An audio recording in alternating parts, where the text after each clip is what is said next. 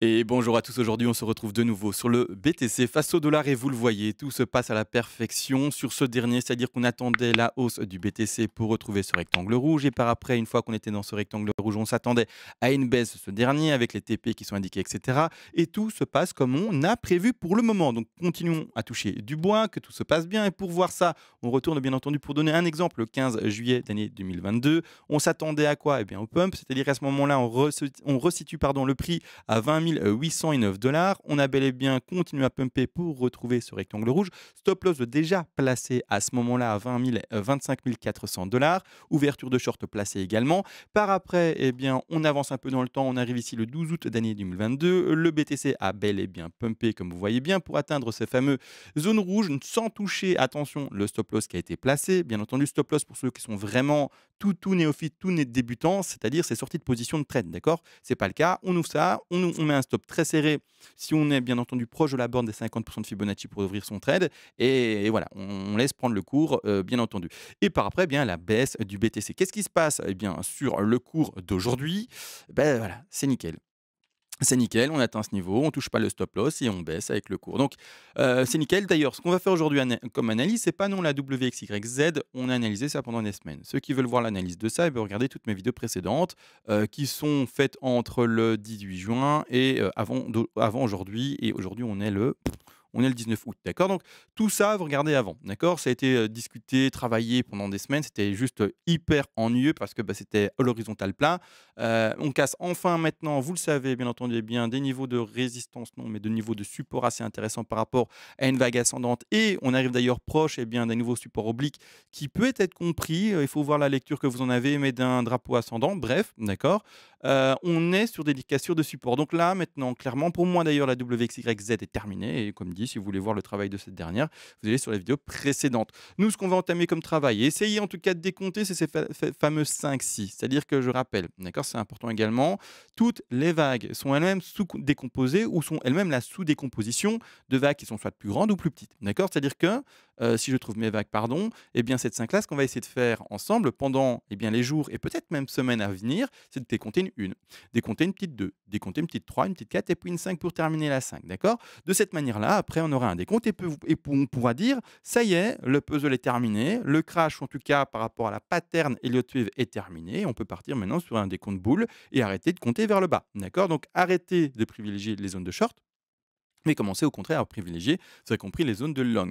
Je rappelle également, ça c'est vraiment pour les néophytes, je suis désolé, hein, les personnes un peu plus avancées, etc., mais c'est vraiment une précaution que je dois faire parce que vous le savez, la chaîne est légèrement avancée en termes de termes techniques, d'accord? Alors, j'exagère pas, hein, enfin, vraiment, on parle de short, de long, de stop loss, de stratégie, de risk management, etc., de décompte, de Fibonacci. Bon, voilà, le premier néophyte ne s'y retrouvera pas forcément. De cette manière-là, je rappelle, qu'est-ce que ça veut dire ces fameux rectangles verts qu'on voit à l'écran? Alors oui, il a une position de vente pour les traders. Je rappelle, si vous êtes investisseur, vous ne touchez pas vos BTC, vous les gardez pour l'investissement, c'est-à-dire pour plusieurs années, plusieurs années, plusieurs dizaines d'années même peut-être, et vous n'y touchez pas, vous attendez un bénéfice et un retour sur investissement, d'accord, déterminé. Mais les traders, vous pouvez jouer bien entendu avec des leviers si vous voulez, vous pouvez également jouer et surtout avec du BTC à crédit, ce qui vous permet finalement bien, de shorter un marché sans avoir de BTC. C'est tout à fait normal. De cette manière-là, en fait, là, les rectangles verts, d'accord, ce sont des zones d'achat, d'accord, et non pas pour les investisseurs. Vous aurez compris, les investisseurs, vous achetez par palier de temps, vous achetez un peu toutes les semaines par exemple, tous les 3 jours, peu importe, et ce pendant 6 mois, 1 an, 2 ans, vous rentrez sur un laps de temps plus ou moins important, d'accord, pour avoir un prix moyen lissé qui sera le plus propre possible. Maintenant que ça a été dit pour les investisseurs, ce que vous devez faire, eh bien ici, au contraire, pour les traders, zone de vente, d'accord, pour votre trade, et zone de prise de bénéfice. Donc ici, il se peut que nous fassions bien, une correction légère, que nous ne fassions pas un nouveau plus bas, et qu'en fait le crash se termine avec une 5 en tronqué à 18 334 dollars pour donner un exemple de prix, en tout cas dans cette borne verte ici de zone de prise de bénéfice. Pourquoi est-ce qu'on fait ça? Parce qu'on ne lit pas l'avenir, d'accord? C'est beau de faire des dessins, c'est beau de faire ce qu'on veut, c'est beau qu'on puisse croire en lecture d'avenir, ça n'existe pas. C'est qu'on ne sait pas si le BTC va s'arrêter à 18 000. On ne sait pas si le BTC va aller à 6 000. D'accord? Ces niveaux de prise de bénéfice, on va travailler avec un Fibonacci d'extension. D'accord? Je l'ai fait dans les vidéos précédentes. Je crois que je ne vais pas le faire aujourd'hui. Sinon, la vidéo sera trop longue. Mais voilà, c'est-à-dire que comme on ne sait pas si le BTC va s'arrêter là, ou d'ailleurs on ne sait même pas si le BTC va s'arrêter là, je vais expliquer d'ailleurs la démarche à faire maintenant à 21 400. Qu'est-ce qu'on fait? Ceux qui ont pris le trade, vous êtes gagnants. Ok, super, le bénéfice il est en train de s'engranger. Mais qu'est-ce que je fais à 21 400, hein? Je vais en parler dans la vidéo aujourd'hui. Mais c'est-à-dire que vous prenez les TP, peu importe que vous croyez à un prix qui aille peut-être à 12 000. Si on ne va pas à 12 000, on ne va pas à 12 000 et si vous n'avez pas pris de bénéfice sur votre short et que le trade et que le cours finalement fasse après ça un pump et n'aille pas à vos fameux, je sais pas, 12 000 que vous espérez, à ce moment-là, ben, le bec dans l'eau, ils n'auraient pas votre bénéfice et en fait, c'est un trade qui sera perdant. Ça va toucher votre stop loss, votre stop profit peut-être légèrement et voilà, donc en fait, vous n'aurez pas du tout fait un bénéfice, intéressant. Ça, c'est vu, maintenant, c'est-à-dire qu'on n'est pas obligé de faire un nouveau plus bas et qu'on peut, bien entendu, faire une 50 tronquée. C'est rare, c'est pas ce qu'on doit privilégier, mais d'accord, il y a tellement d'indicateurs actuellement et d'ailleurs, on va essayer de les voir ensemble, qui indiquent que le bottom est peut-être connu, que franchement, on a envie d'y croire, d'accord? On a envie de se dire: «Bah, peut-être que 5 tronqués», d'accord? Donc peut-être qu'on ira seulement à 18 000. Donc ça, c'est vu. On va zoomer, on va passer du coup en 4 heures. Et ce qu'on va essayer de faire ensemble, bah, premièrement, c'est la décomposition eh bien, de cette grande vague 5. Pour ce faire, je vais l'ancrer avec vous. D'accord? Je vais passer et je vais commencer par la 1.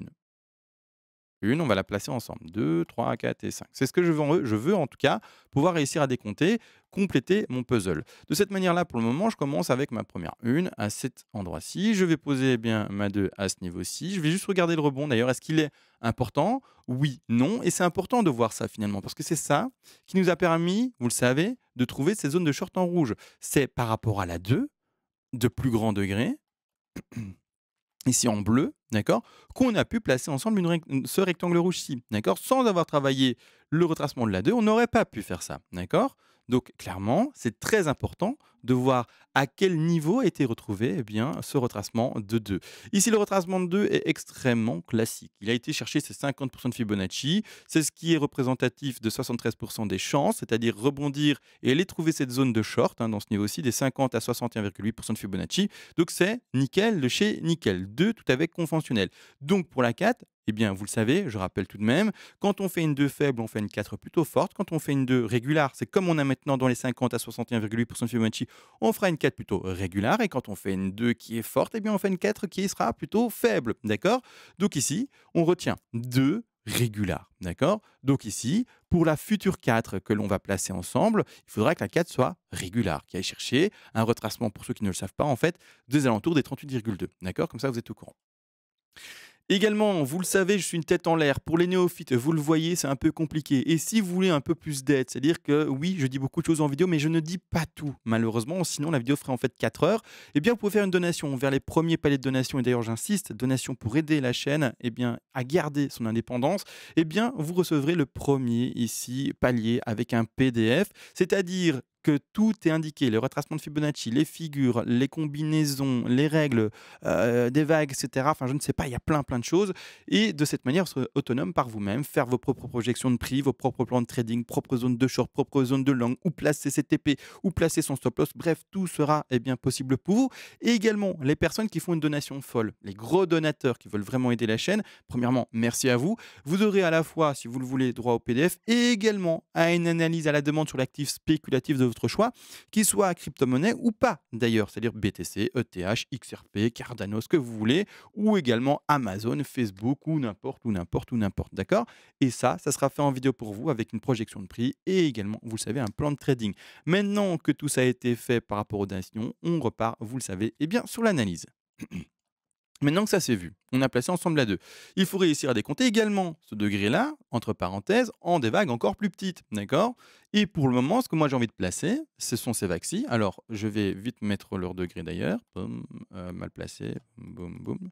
Je vais mettre un degré plus correct parce que là, ce n'est pas correct. Je vais mettre une couleur un peu pastel, jaune, voilà. Je vais le mettre ici en clair et je vais mettre un degré plus petit, en minuscule, et là, on est bon, d'accord? Ce que pour le moment, j'ai envie de placer, c'est une première, une, deux, d'accord?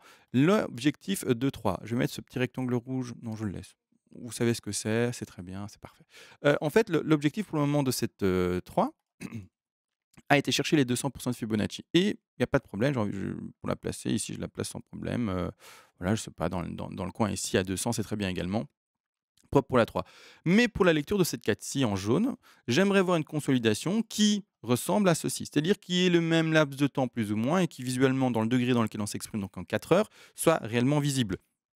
Là, dans ce degré-là, eh bien, c'est que du rouge, d'accord? On voit qu'il n'y a pas de réelle consolidation, elle est difficile à lire, d'accord? Donc moi, pour cette carte-là, je m'attends à une latéralisation un peu plus longue que ce qu'on a connu maintenant. Donc là, je retire ceci et je vais symboliser maintenant le rebond de cette carte-là. Étant donné que la 2, ici en jaune, vous voyez, hein, je vais mettre la blanche de retrait. je la remettrai après, donc le grand degré, en tout cas, «le grand degré» entre guillemets, je l'ai mis légèrement de retrait. Ça va mon image ici? Ouais, ça va. Excusez-moi, j'ai fait un peu, Miss France, mais je voulais voir en fait si le retour avec le fond vert était bon sur ma main, mais c'est pas terrible. Je regarderai ça au réglage après. Mais le truc, c'est que du coup, en fait, on le voit ici, le rebond est faible de la 2, d'accord? Pas compliqué, on va sur le retracement et en fait, on n'atteint même pas pour ces 2 les 38,2. Donc c'est ultra faible, donc 4, plutôt forte, d'accord? Plutôt forte, c'est même pas plutôt forte, c'est juste on va chercher, eh bien, le rebond fort. Donc ici, on va retrouver normalement un rebond qui va aller rechercher les fameux 50 de Fibonacci. Comme on l'a fait ici, d'accord? Bon, nous, c'est la théorie, on devrait mettre 50. Mais la zone de short plus, globale, c'est entre les 50 et les 38,2, d'accord? C'est-à-dire la borne haute des Fibonacci ici de retracement et donc là, on a, eh bien, potentiellement, hein, à partir du moment où je vous parle maintenant, un rebond à faire, d'accord? Alors, le truc, c'est que j'ai pas encore validé, en fait, cette 3 là. Je la pose là parce qu'elle me plaît là, parce que je vois ici un ralentissement et cetera. Mais, cette 3 peut peut-être aller plus bas, d'accord? Peut-être que maintenant, après, la vidéo juste après, ben, boum, bougie rouge et on continue à descendre à 20 000. Tant que j'ai pas ma consolidation un peu plus longue et un rebond assez significatif, je ne poserai pas ma 3, d'accord? Sauf cas exceptionnel, je ne sais pas lequel, et là, le BTC nous le montrera, selon, le contexte et il faudra s'adapter à ce qu'il nous montre réellement. Mais pour le moment, moi, j'ai plutôt envie de croire si la 3 s'est terminée maintenant au prix des 21 154 sur, Coinbase, pardon, j'ai envie plutôt de croire à une consolidation et un rebond assez important qui va aller du coup, pour donner un ordre d'idée de prix, hein, parce que normalement on ne doit pas le faire, on doit juste regarder les Fibonacci parce qu'on a tous des prix différents selon les échanges. Mais c'est juste pour donner un ordre de prix, si eh bien, le bottom, attention, de cette 3 à 21 000 a été trouvé, un rebond qui va chercher les 22 000 et un peu plus ici 22 300 $, d'accord? Donc un rebond assez intéressant pour celui-ci. Je vais même le simuler à 50, d'accord? Pour avoir vraiment la théorie propre et parfaite. De cette manière-là, après, on va continuer bien entendu la chute et aller chercher cette 5 là, poser par après le degré un peu plus grand, supérieur, c'est-à-dire en fait la blanche et voilà le travail en fait, d'accord? Ça va être le travail pour, eh bien, les jours et même plutôt, j'ai envie de dire les semaines à venir, d'accord? Semaines à venir, ça, d'accord? Maintenant, ça, ce que vous voyez à l'écran, on va tout de même être honnête, c'est le plan qui est plutôt optimiste et attention optimiste pour qui encore et toujours? Pour optimiste pour ceux qui veulent que ce soit le bottom. Je ne sais pas pourquoi les gens veulent que ce soit le bottom. Alors oui, il y a des indicateurs et cetera et c'est pas le problème. Mais il y en a qui veulent que ce soit le bottom et je ne comprends pas. Moi, si c'est pas le bottom maintenant et que le BTC allait, je ne sais pas, moi, je donne un prix encore toujours au hasard, mais 10 000 $ pour donner un exemple, je serais heureux parce que je vais pouvoir accumuler plus de BTC encore, d'accord? C'est juste dans cette optique-là. Ceux qui veulent que ce soit le bottom maintenant, bah, ouais, moi, je suis toujours trop gourmand, hein, ça le truc, hein. J'aime bien vraiment accumuler du BTC et si surprise, il va à 10 000, bah, je serai le plus heureux au monde. Maintenant, si c'est le bottom maintenant, c'est pas grave. Je suis déjà de toute façon occupé d'accumuler de nouveau pour cette année-ci, en tout cas pour ce crash-ci, mais voilà, ceux qui veulent que ce soit le bottom, je ne comprends pas. Faites du DCA et si c'est pas le bottom, tant mieux, non? Enfin, je sais pas. Mais de toute manière, c'est-à-dire que là, imaginons que, bon, le crash soit encore plus violent. C'est-à-dire que là, nous, ensemble, on a quand même commencé 1, 2, 3, 4, 5, d'accord, ici et donc le crash est peut-être fini aux alentours de ces prix des 18 000, d'accord? Et là, bah, ceux qui veulent que ce soit le bottom seront contents. Ceux qui ne veulent pas que ce soit le bottom, comme moi et qui espéreront finalement quasiment un BTC à 1 $ pour pouvoir l'acheter, en masse, eh bien, il y a toujours cette possibilité de voir le BTC crasher plus fort. Alors oui, hein, et le H-Ribbon qui va bientôt passer en croisement, avec, ses moyennes mobiles et qui vont peut-être mettre même une pastille bleue, parce qu'on est vraiment tout proche, hein. Quand on regarde le H-Ribbon ensemble, regardez, on va en parler dans les vidéos prochaines, mais là clairement, 4 heures ça va être un peu compliqué, on va le mettre en weekly. Quand on regarde ensemble le H-Ribbon, clairement, on y est presque, hein, d'accord, j'agrandis ça, en 2 secondes, j'essaie de le faire. Voilà, hein, d'accord, donc il commence vraiment à prendre ici, sa fin de chute et cetera. Ça sent bon, en fait, le bottom. C'est pour ça que je le dis, ça sent quand même bon le bottom. Mais voilà, il y a toujours pas, en fait, ce croisement ici qu'on va appeler, golden cross, hein, même si on peut pas vraiment parce que c'est des moyennes mobiles par rapport au H-rate, mais vous aurez compris, d'accord? Vous avez compris, il y a toujours pas non plus cette pastille bleue. Vous aurez compris que, voilà, il y a pas mal d'indicateurs et d'ailleurs, on va en parler, comme j'ai dit, dans les jours ou peut-être semaines à venir, ensemble. Ça sent plutôt bon, donc voilà. Mais si, en fait, le BTC n'était pas sur un bottom malgré les 5 petits décomptes qu'on avait, il faudra à ce moment-là, si on voit en fait le cours continuer à chuter, être beaucoup plus drastique sur la baisse. C'est-à-dire qu'à ce moment-là, en fait, cette 5 là en bleu, eh bien, va peut-être aller et ça, on n'en sait rien, malgré tous les indicateurs. Je suis d'accord. Ils sont magnifiques et j'ai aussi envie de croire à un bottom parce que clairement, il y en a tellement qui le montrent. Mais imaginons que cette 5 aille peut-être à 11 000, 10 000, d'accord? Tout à fait possible vis-à-vis de tous les, gaps qu'il y a indiqués là-bas plus bas. Eh bien, on va devoir compter ces 5 petites premières vagues en, eh bien, une vague plus grande. En une, 2. une 3, une 4 et puis une 5, d'accord? Et c'est tout à fait possible. Et à ce moment-là, on verra comment ça se fait, comment ça se construit, et cetera. Et là, c'est une grosse chute. Maintenant, on est dans ce trade-ci, d'accord? C'est-à-dire avec un trade qui va chercher des TP à 6 000, d'accord? On est dans la construction des petites vagues et on n'a pas encore la confirmation que les grandes vont commencer, d'accord? Donc là, maintenant, le travail est entre guillemets «trop précoce» pour pouvoir dire, bah, on est d'office sur des grandes vagues qui vont à 6 000 pour donner un exemple, 10 000 pour donner un exemple, 14 000, peu importe, vous aurez compris.